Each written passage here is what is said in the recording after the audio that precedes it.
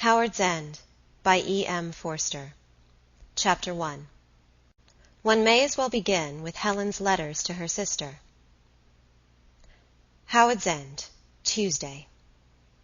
Dearest Meg, it isn't going to be what we expected. It is old and little, and altogether delightful, red brick. We can scarcely pack in as it is, and the dear knows what will happen when Paul, younger son, arrives tomorrow. From hall you go right or left into dining room or drawing room. Hall itself is practically a room. You open another door in it, and there are the stairs going up in a sort of tunnel to the first floor. 3 bedrooms in a row there, and 3 attics in a row above. That isn't all the house, really, but it's all that one notices. 9 windows as you look up from the front garden. Then there's a very big wych-elm, to the left as you look up, leaning a little over the house, and standing on the boundary between the garden and meadow. I quite love that tree already. Also ordinary elms, oaks, no nastier than ordinary oaks, pear trees, apple trees, and a vine. No silver birches, though. However, I must get on to my host and hostess. I only wanted to show that it isn't the least what we expected. Why did we settle that their house would be all gables and wiggles, and their garden all gambage-coloured paths? I believe simply because we associate them with expensive hotels, Mrs. Wilcox trailing in beautiful dresses down long corridors, Mr. Wilcox bullying porters, etc. We females are that unjust. I shall be back Saturday. We'll let you know train later. They are as angry as I am that you did not come too. Really, Tibby is too tiresome. He starts a new mortal disease every month. How could he have got hay fever in London? And even if he could, it seems hard that you should give up a visit to hear a schoolboy sneeze.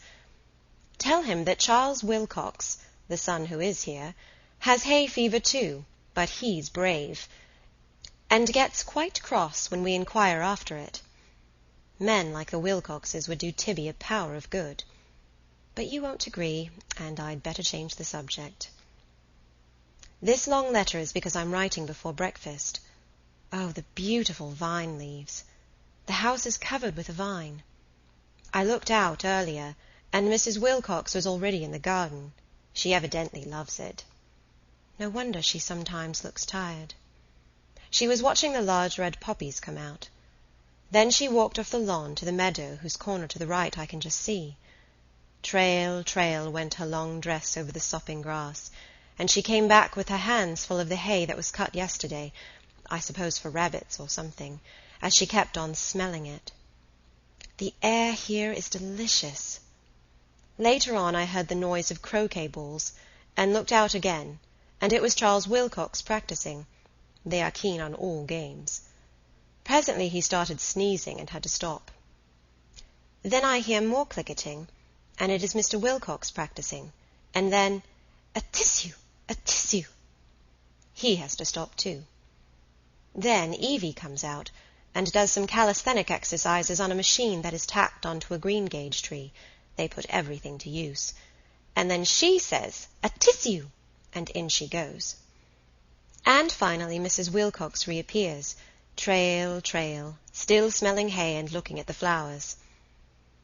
I inflict all this on you because once you said that life is sometimes life, and sometimes only a drama, and one must learn to distinguish t'other from which, and up to now I have always put that down as Meg's clever nonsense.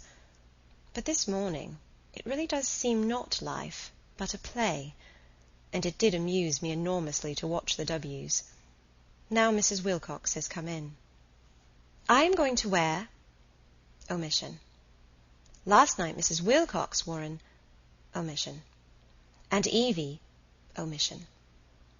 So it isn't exactly a go-as-you-please place, and if you shut your eyes it still seems the Wiggly Hotel that we expected.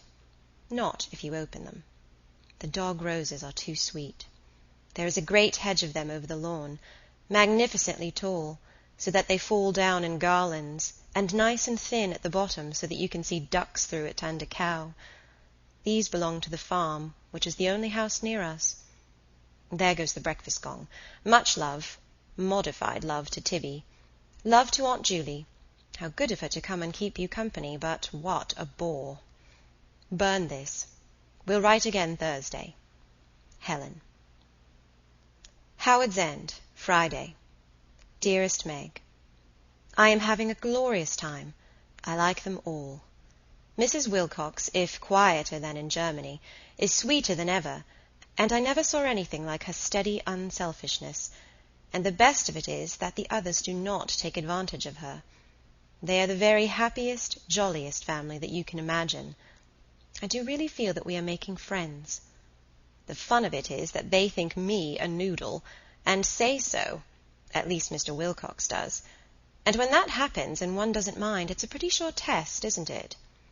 He says the most horrid things about women's suffrage so nicely, and when I said I believed in equality, he just folded his arms and gave me such a setting down as I've never had. Meg, shall we ever learn to talk less? I never felt so ashamed of myself in my life. I couldn't point to a time when men had been equal, nor even to a time when the wish to be equal had made them happier in other ways.